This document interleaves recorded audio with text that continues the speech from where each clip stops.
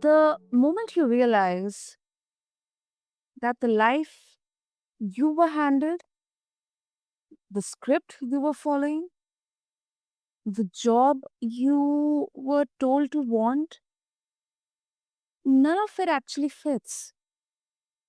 And, you know, these are the moments usually people, they never wouldn't talk, want to talk about.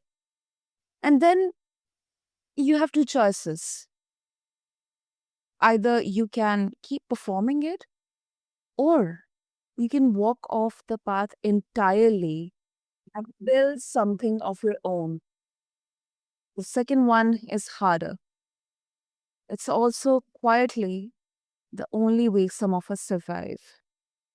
And today, we are sitting down with someone who chose the second.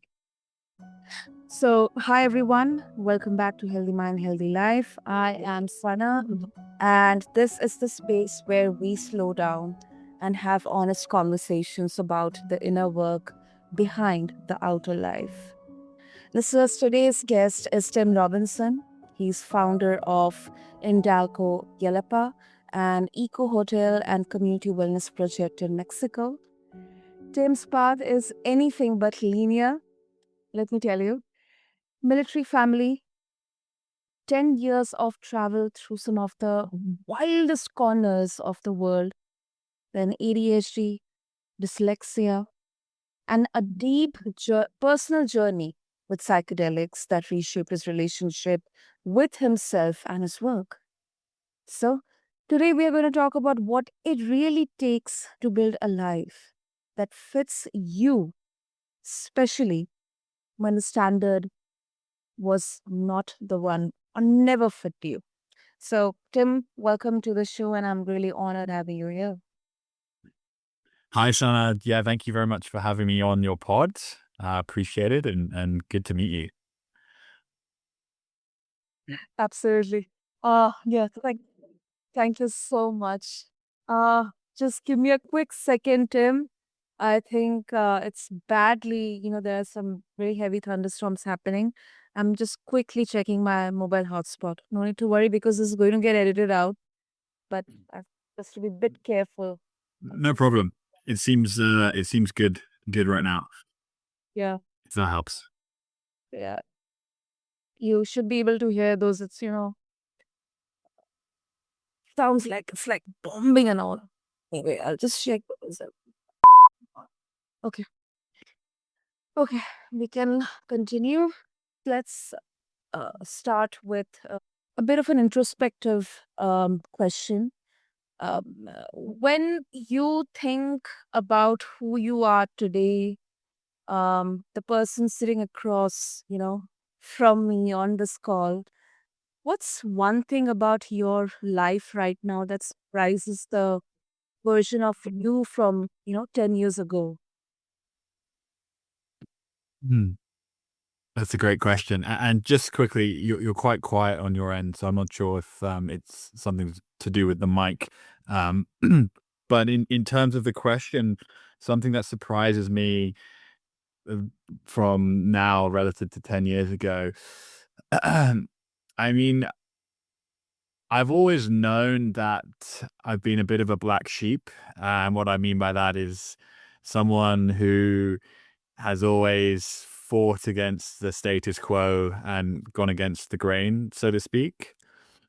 Um, and I come from a very regimented family, military family, and it was the idea of doing something that I'm doing today with my hotel project and doing it in another country and doing it largely by myself.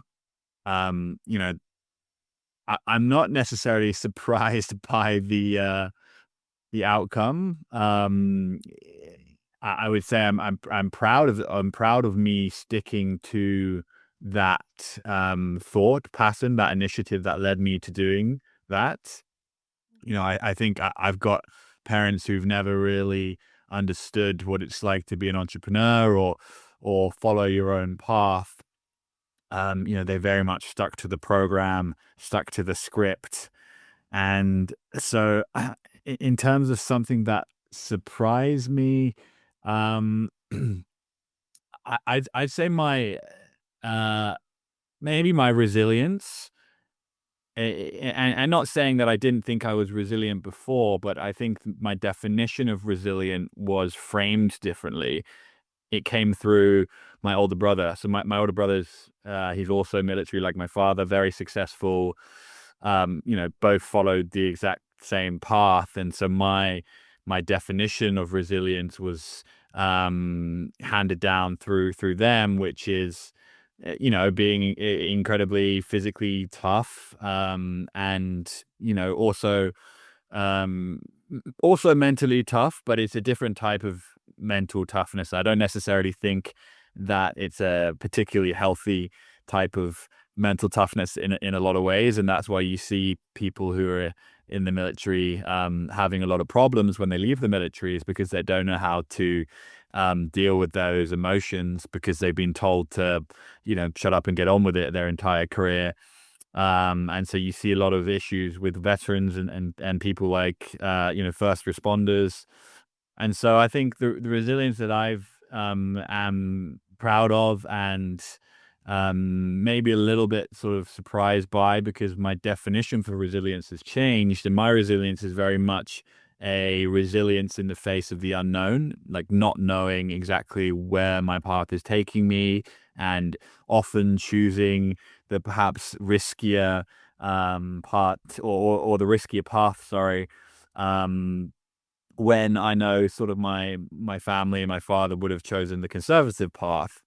And so and whilst he's adventured for a lot of his life, like he's been all over the world in the military, and um he's always had that support from an institution like that. And for me, I've always done everything by myself, which I wouldn't necessarily recommend to anyone. A lot of what I talk about in my life, in my content, is isolation and doing these things by yourself. And it's a big learning lesson, and it teaches you a lot of things. But ultimately, I don't think it's necessarily very healthy to always try and go by yourself and do these amazing big things. I mean, isolation is part of it, and if you want to do something extraordinary, isolation needs to be your friend almost. And it's hard to see it that way, but if you can integrate with the fact that you're spending a lot of time by yourself, and that ultimately community is the remedy for everything, but your community aren't necessarily going to agree with what you're doing, or they might take a personal affront to what you're doing because it's out there, it's beyond what they know and what they understand, and they can resent you for that. And so whilst you have to be a friend to isolation, you also have to appreciate that the answer at the end of the day is community. And if you do choose to go on your own path, then it may very well involve getting a new community of people who think like-minded. So I don't know if I answered the question there, but I'm surprised at the form in which my resilience took, which is different from that of someone who spends their life in the military. No, you did, Tim. Because there is um one single, or one textbook answer for this. And one thing which I really connect with is, and this is something that I kind of heard on another one of the episode that I recorded. I think very recently, a few days back, that um yeah, we we may change. I mean, we may uh become matured, when we look back at ourselves. Maybe our perception will change, the way of approaching um aspects in life, whether it's business, entrepreneurship, it's money, or it's ourselves, your success, or what exactly life is. It may change. Most probably it does for almost every one of us. But I think the very core or the fundamental part of us, um I think that is something we what I realize and I think, it makes absolutely sense is we need to learn that core self of us, that core, that exact version of us. I mean, sometimes it can take an entire lifetime to even understand who exactly you are. What are your core fundamental values? Um, so I absolutely connect with, especially the way you mentioned about how you're uh, looking at something which is resilience, and it can be interpreted differently by different people. It changed over the years, and it's different right now. Usually, what it is understood for. No, precisely. I think you've hit the nail on the head there, and everything is up to its own interpretation. And if it means something to you, it doesn't necessarily mean to mean anything to someone else. And as long as you stay true to yourself and you don't overly listen to other people's opinions, that's been a big learning lesson for me. Is I used to be probably a bit more of a people pleaser than I am these days, and I think that's something that I've inherited from my mum, who's a sweetheart, but she, often puts her others above herself, which is commendable and honorable in a lot of ways, but can sometimes be not so honorable to oneself. And so I used to put a lot of emphasis into other people's opinions and not trusting myself in my own convictions and intuition. So that's been quite a profound change for me is being more comfortable with myself and not relying on everyone else's opinions as gospel, so to speak. Yeah, that's what I would contribute to that. Mm. That's really powerful, Tim. Honestly, and sometimes shedding these layers, it can be challenging, and it doesn't happen often very glamorously or overnight.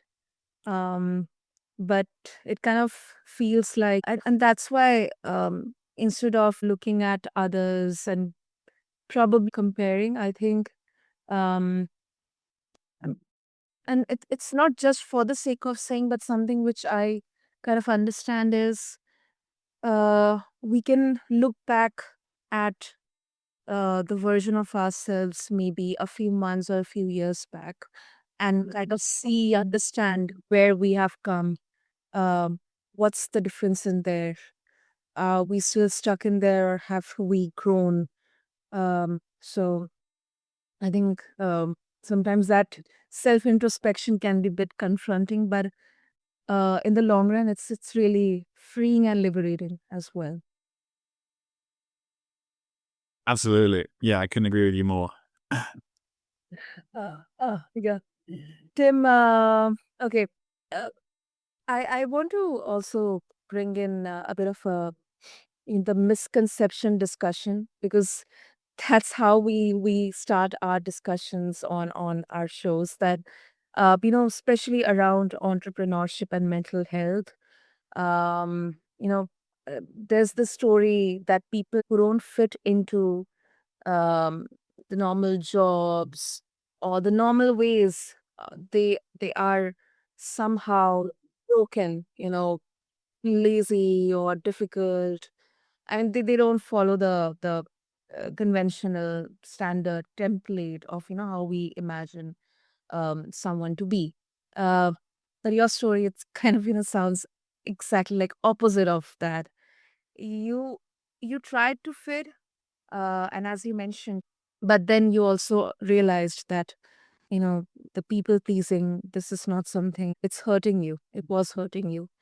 What do you think people get wrong about that experience of not belonging in a conventional path? Mm, I think if I understand the question correctly, uh, yeah, do you mean what do people Mhm. um do to break out of that conventional path, or how do they get their mind in a place where they understand that they don't have to take the conventional path? Can you just clarify?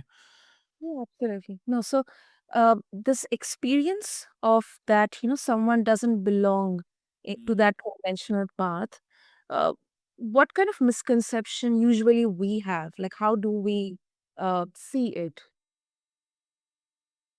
or how do we visualize it?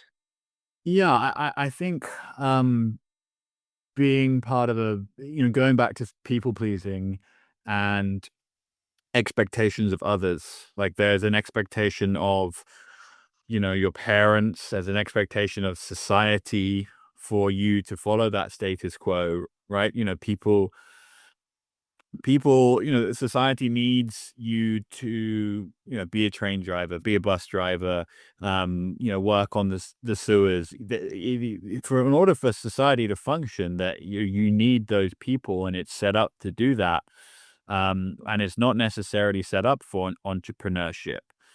So you're born into a society that wants you to fulfill a role, and that it's very much, I call it industrial age thinking, 1930s industrial age thinking, where that was how you survive. You went to work in a factory, you had a big family, and you provided doing manual labor because that's what the economy was based on, the industrial age. And now we're going from the industrial into the information, and now in from the information age even past that into now things like AI and all of that.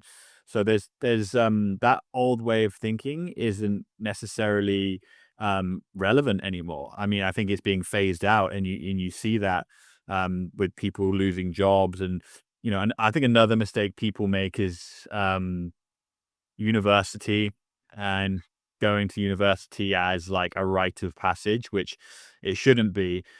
I think, at least in the case of the UK, you can associate that with Tony Blair as a prime minister, who said, 50% of people should go to university. And it's like, well, should they? Okay, because if you do that, and then they have to pay for it, right? And most people don't have £50,000, dollars, whatever, even more if you're from America, sitting in around, so you take on debt, and then you begin your life on a debt trajectory. And that's exactly what I did, because it was the thing to do.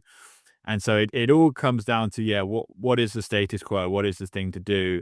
And and it relates back into people pleasing and pleasing your parents, who are of this old industrial age mindset. And if you can trust your intuition enough to say, I don't really want to do that, and I know my parents and I know society are pushing me in that way, um, and just have faith in your own convictions. That's the most important thing. So I think ultimately it comes down to a relationship with yourself, and fear, shame, fear of failing. Like people are super afraid to fail at anything. Like, what if I fail? And like the way I've come to learn about it is failing is a good thing, because the faster you fail, the faster you can correct the course, and the faster you can get to where you want to be. But you don't go through that without failing 5 or 6 times. And it's the same for me in my project. Like, I've had, 4 or 5, if not more, major setbacks, which have been, where it would have been a great opportunity to throw in the towel and say, well, I tried, and it was a nice pipe dream. And so, yeah, I think ultimately everything comes down to the relationship with yourself. And also, one more thing to add to that is the relationship to suffering. And it sounds crazy, but suffering is painted as this bad thing, and it is in ways, but it's also a beautiful thing in a lot of ways, and it's an integral part of the human experience is suffering. So the same way, you need to integrate with your child, the child version of yourself, who has all these challenges and things because they're new to the world. You've also got to integrate with suffering, and realize that, and it sounds cliche, but nothing comes easy in the world. Nothing good comes easy, otherwise everyone would do it.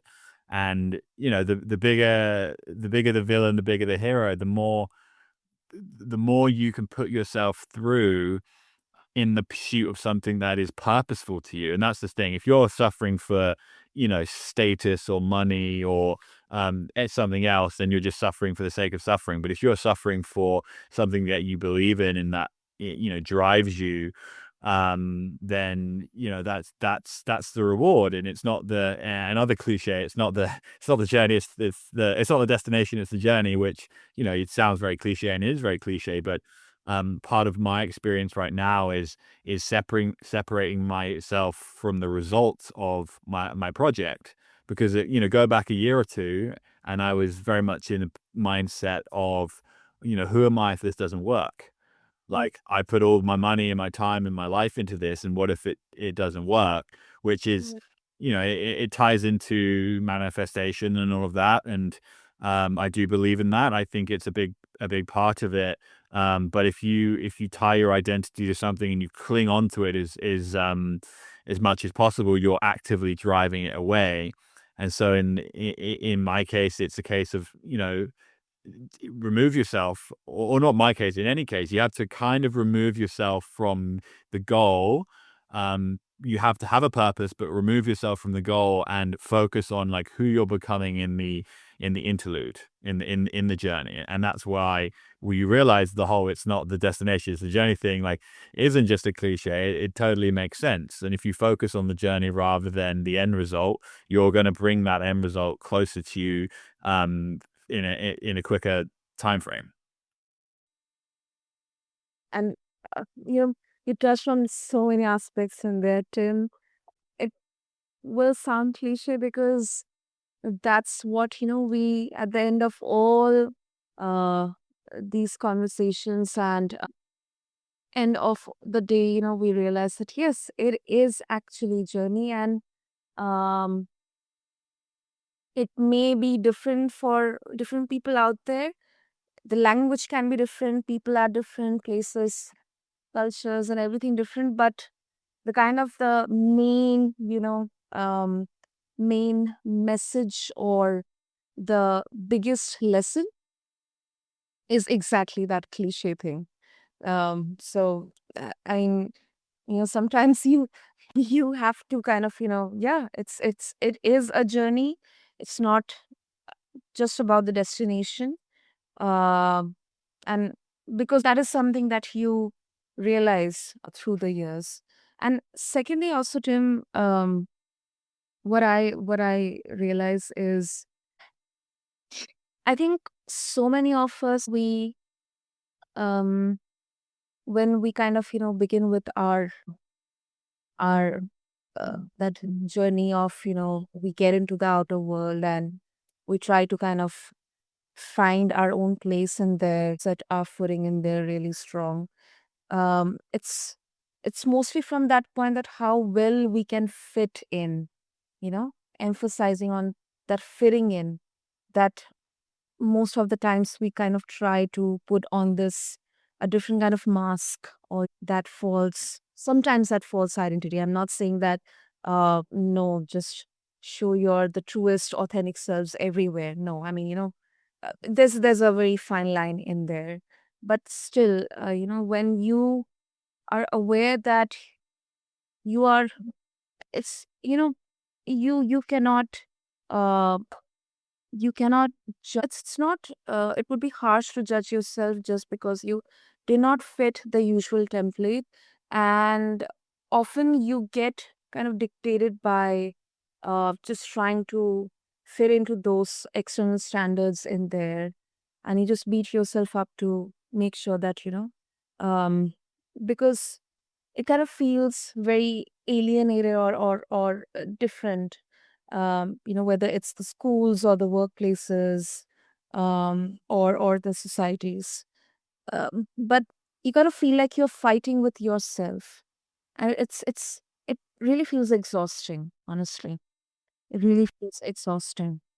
So I think that is something also, which I believe, when I was hearing um how you put it, that is something, many people listening right now, they are walking around feeling like, there is something wrong with them. But when really the system they are just trying to fit into was probably never built for how they're wired. Mhm. That actually matters. And third, which Exactly. yeah, Exactly. What I would say to that is, mm, you know, it's culture. The culture is it's a safety net. But in the words of Terence McKenna, it's not your friend.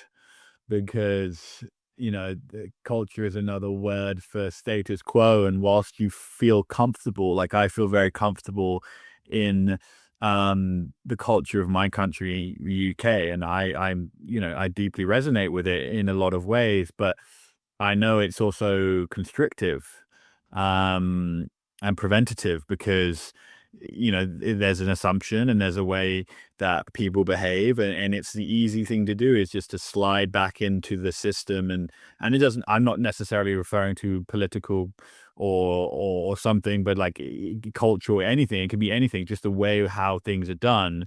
But when it comes to like pure authenticity and what makes you tick, you have to remove yourself from culture, because culture is going to tell you to go one way and authenticity is going to tell you to do the other way. And so the constant battle with yourself that you're referring to, I think is a function of that. And I get it all the time. Like, for instance, with me, I still feel sometimes that what if my project doesn't work, and do I do I start looking for alternatives? And in some ways, having a plan B is a sensible thing to do, as my dad would say. Always have a plan B, but on the authentic side of that, it's like burn the bridges.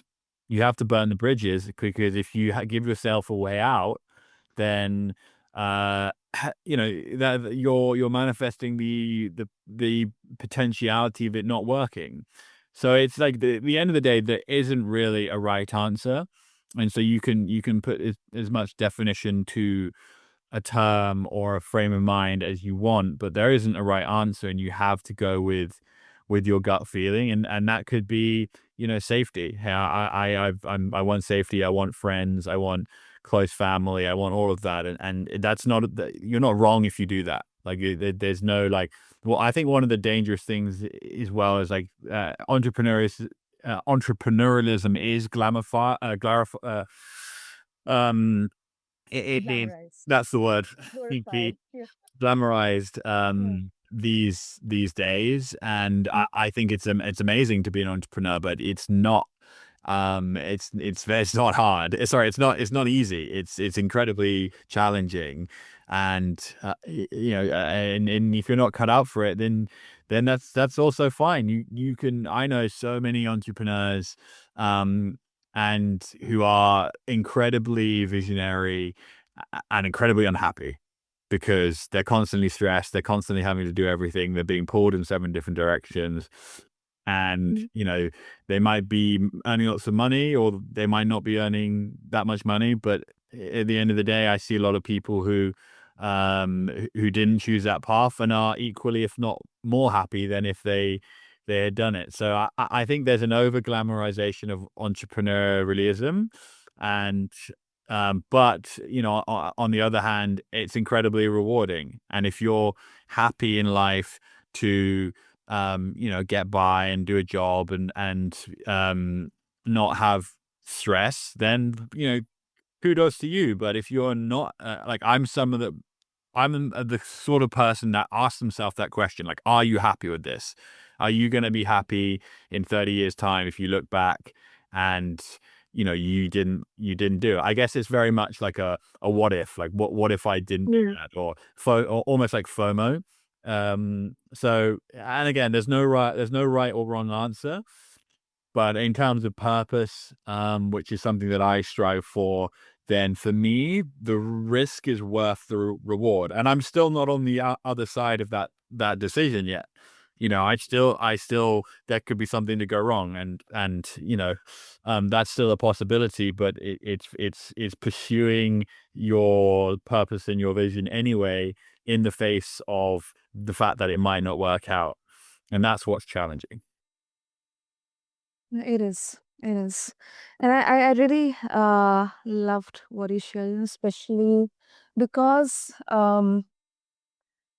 this is the exact kind of question I had a few years back. That because I see everybody kind of, following this uh, calling of that now I want to be an entrepreneur because I do want to enjoy that freedom and I want to get out of that 9 to 5. Yeah, it could be one of the reason because um, it comes from within you and it's not just simply because you either um, because the way entrepreneurialism or um, the startup culture, that's what we call in India, it has been portrayed as if that you'll have your success stories, you'll enjoy your freedom, you'll enjoy your it's kind of as exactly you said, and it's kind of has been over glamorized.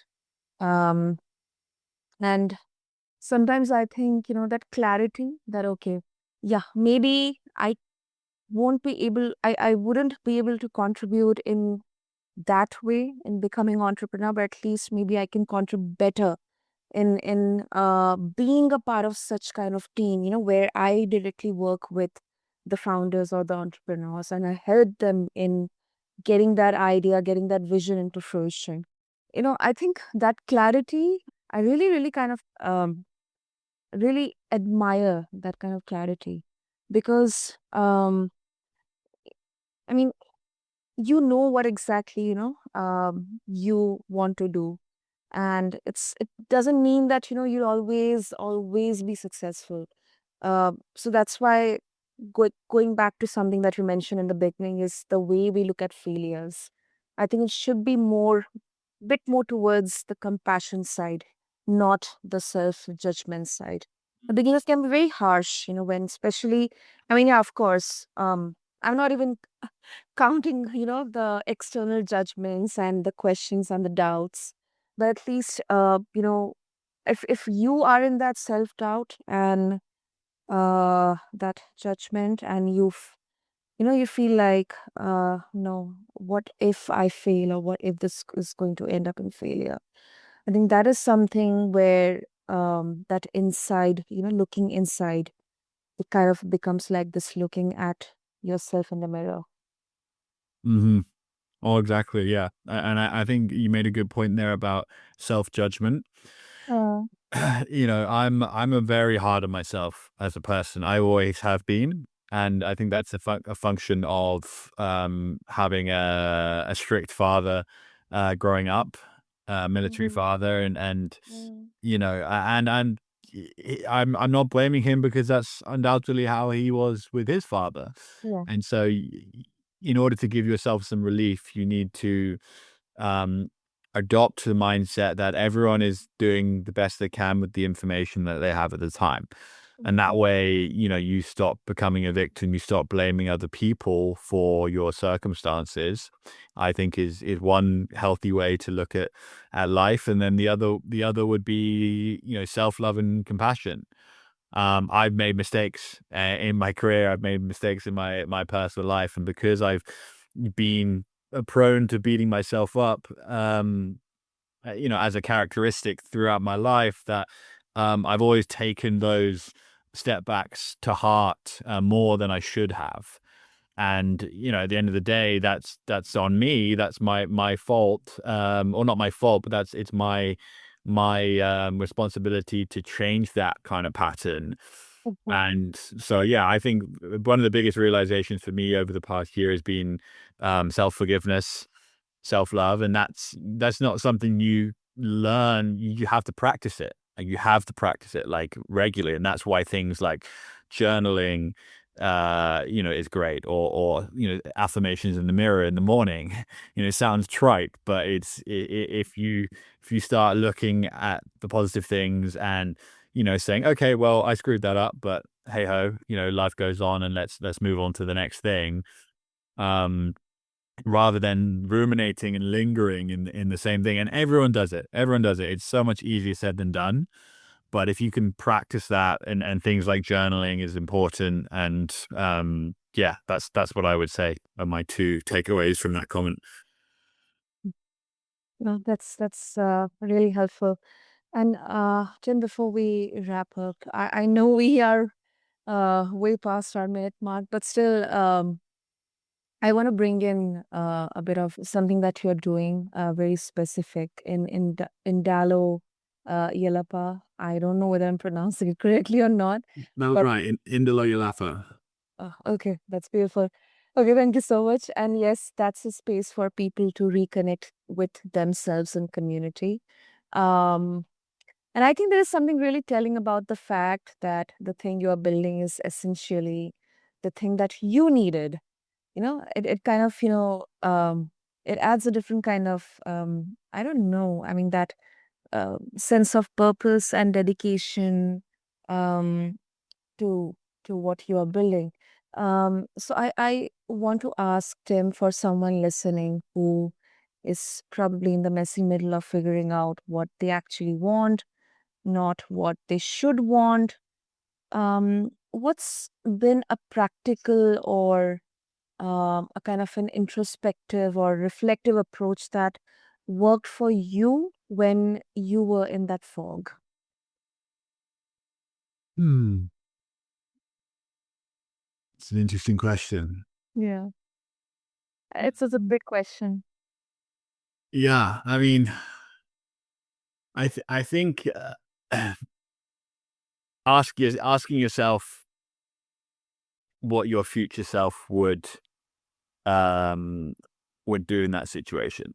I remember when I was working on my project Indalo as a side project to start off with, and I really wasn't enjoying my main job, which was paying me, and Mhm. I really wanted to spend all my time doing Indalo. And which I don't think we covered exactly what that is. So just for viewers, I'm going to Yeah. state what Indalo is very quickly. So I'm building an eco hotel and a wellness sanctuary in partnership with an indigenous community in Pacific Mexico, and that's what I've been working on for 3 years now.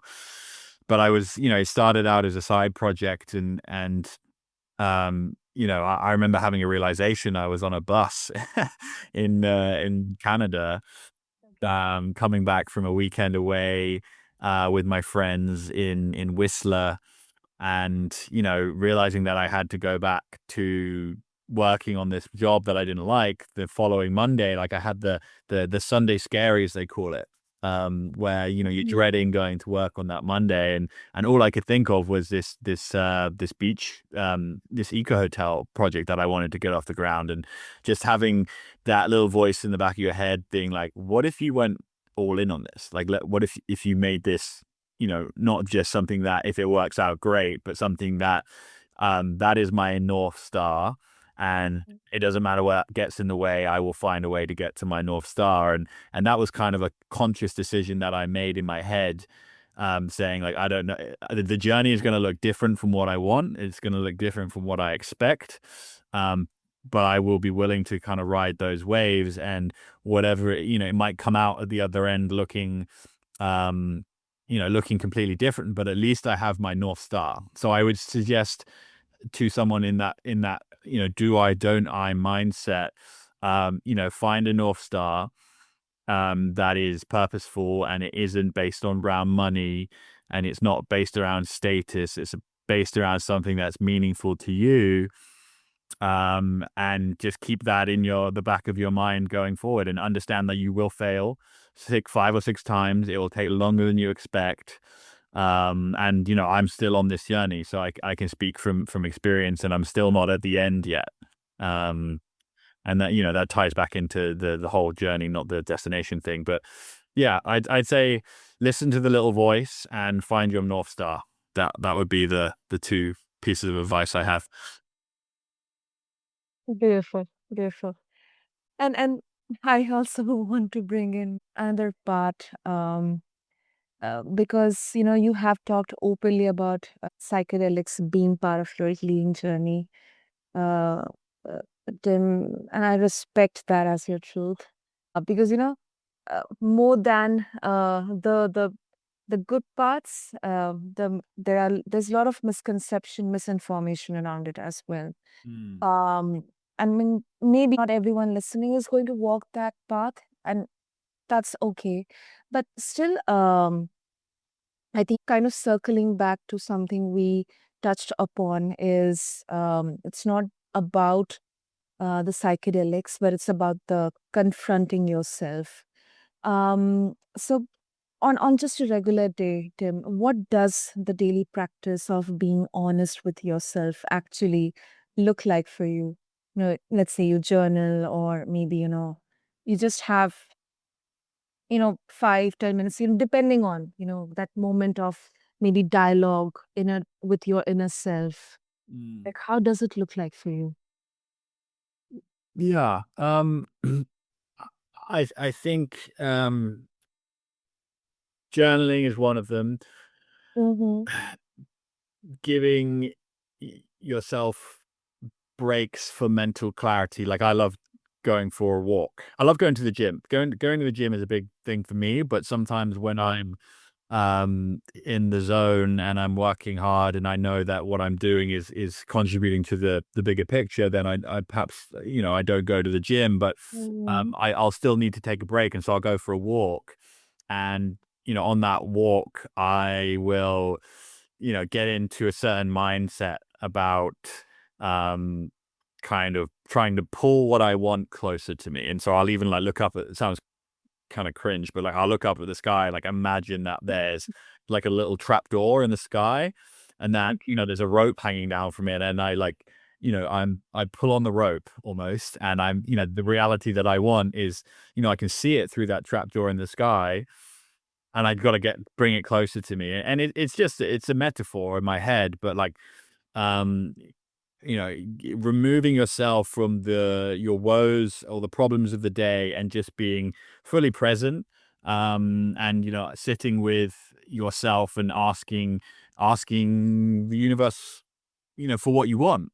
And I think it's as simple as that. You need to sit there and you need to ask for what you want, because if you don't ask, you don't get. But you have to be in the right mind frame to do that. And so, journaling and disconnecting, going for walks in nature. All my best ideas have not come from me sat at a computer cramming for a deadline. They've all come in a place of, relaxation and integration. Mm. And so that has to become, and it's usually done in nature, which is one of the purposes of, Indalo is it's a nature based idea, and so I think that's it. All comes down to that, and being able to give yourself some breathing room. Wow. Okay. That's really interesting. That's really interesting. And yeah, I think that's really, I really appreciate that honesty, because it's real, and it's not that, that dramatic. It's often like, boring, or it's just our own ways of kind of noticing that probably nobody would probably see, everyone, or maybe popularly on the various media, especially social media. So before we wrap up, Tim, if our listeners, they would like to, get closer to your journey Hmm. Yeah, absolutely. about Indalo Yalapa, or just keep up with what you're building. Yeah. Yeah. So you can follow my journey on Instagram on my personal account, which is my name. So it's at Tim S, which is my initial, and then my middle initial, and then Robinson, which is my last name. So Tim S Robinson. It's the same for TikTok. And if you want to check out our website on the project, it's indaloyalapa.com. So that's INDALO, Indalo, and then Yalapa, YELAPA.com. And right now it's just a landing page, but you'll see a video of our site and our beach lounge. And you can, you can also sign up for a waiting list, and, to receive some information about the project as it progresses. Amazing. Listeners, I'll have all the links added in the show notes. And thank you so much, Tim, for this really candid conversation.